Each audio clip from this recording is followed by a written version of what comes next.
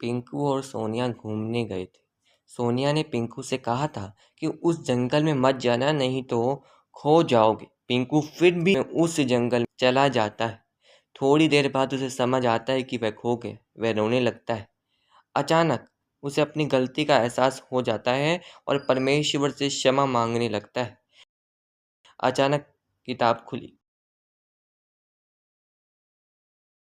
पिंकू ने कहा, ये क्या है? उसने कहा, तुम्हें पता है कि परमेश्वर के लोग जब चल रहे थे तब खाने की कमी।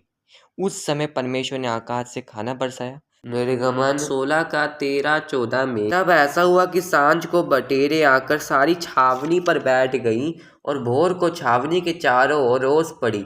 और जब ओस सूख गई तो वे क्या देखते हैं कि जंगल की भूमि पर छोटे छोटे छिलके पाले के किनकों के समान पड़े हैं।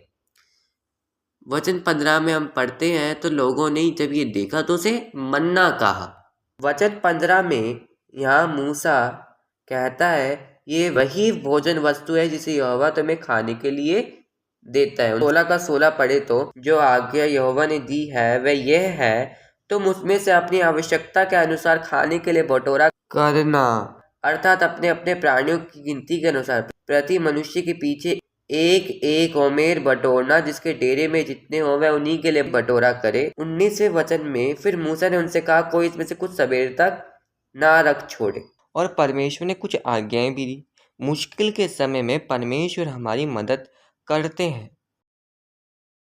और वह समझ गया और उसे उस आदमी की बात याद आई कि उसने कहा था कि बेटा याद रखना, परमेश्वर हमारे साथ है। जब कभी मुश्किल आए उससे मदद मांगना, वो आपकी मदद करेगा। तब उसने परमेश्वर से प्रार्थना की कि वह उसकी मदद करे। इसी बीच सोनिया वहाँ आई और पिंकू ने परमेश्वर का धन्यवाद करा और उससे कहा कि मैं समझ गया हूँ मेरी गलती, और ये भी कि अपनी गलती को मानकर परमेश्वर से क्षमा मांगकर और उससे मदद मांगने के बाद परमेश्वर ज़रूर क्षमा करके हमारी मदद करते हैं।